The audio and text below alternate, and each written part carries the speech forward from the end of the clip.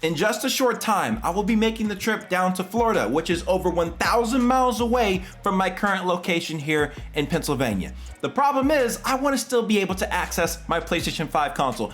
Maybe play it a little bit, but also be able to access things like the Rocket League store and the Fortnite item shop. Just in case any cool things drop, I can still pick them up. Now, there is no way you're gonna get me to pack up my PlayStation, put it in the suitcase, put it on an airplane. I don't trust those luggage handlers. They will destroy my PlayStation 5 if they don't steal it first, because the stock is still small. Today's video, I'm gonna be showing you guys how we can play our PlayStation 5 console from hundreds and hundreds of miles away.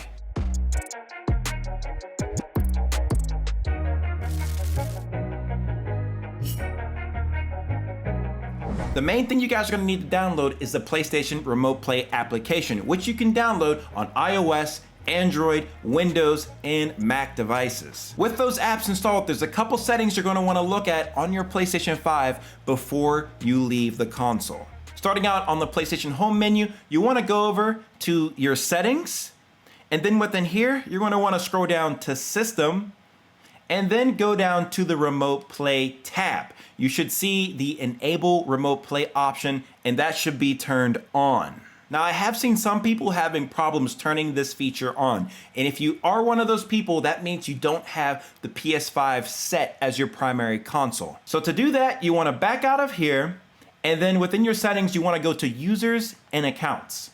Once you're here, you want to scroll down to Other, and then you'll see the feature called Console Sharing and Offline Play. Select that, and then within here, you want to make sure that your console sharing and offline play is enabled for this PlayStation 5. You can only have one PS5 set as your primary console, so if the PS5 you're trying to play away from home isn't enabled for offline play, you're not going to be able to run Remote Play. In my case, I already have it enabled, but if there was another PS5 I'd want to set to my primary, I'd have to disable it on this one and then enable it on the new one. So now if we back out of here, and if we go back to System, your Remote Play feature should be able to be selected. Now after that, we want to go to our Power Saving tab, and then within here, you want to see the features that are available in rest mode. The one that you want to make sure is turned on is Stay Connected to the Internet when your PS5 is in rest mode. That way, when you're away from home, your PlayStation 5 will still be connected to your home internet.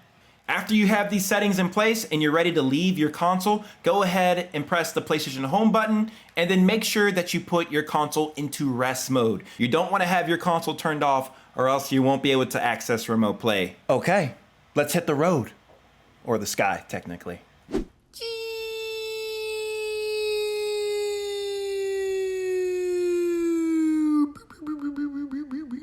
I have now traveled over 1,000 miles. As you can see, the palm trees in the back. I don't live near palm trees if you didn't know. But in front of me here, I have my iPad, which I'll set right there. And I also brought along my PlayStation 5 controller. We're gonna get the PS5 experience no matter where we go. So this is just an amazing feature. Also, since I'm not using a home network and I'm outside, I'm gonna use my phone as a mobile hotspot to connect my iPad to. So I have a connection to use my PS5.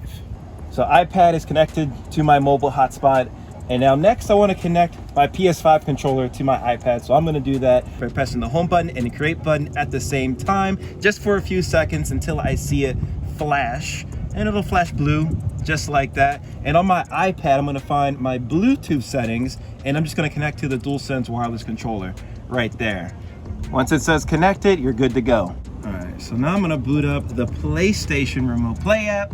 I already have my PS5 as a connection option, but as long as you're signed in, you'll be able to connect to your console. So just go ahead and try to connect to your system. This will take a few minutes, but as long as your connection is stable, it will go ahead and connect for you.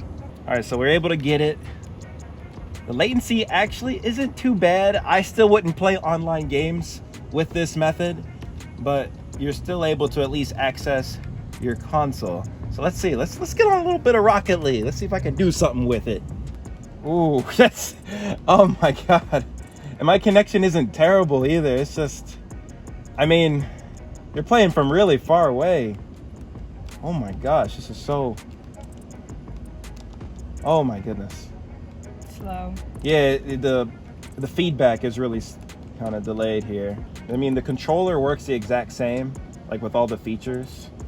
So that's really good. I don't have to switch up any of the control just because it's connected to the iPad. It still uses the same features as if it was connected to my PlayStation directly.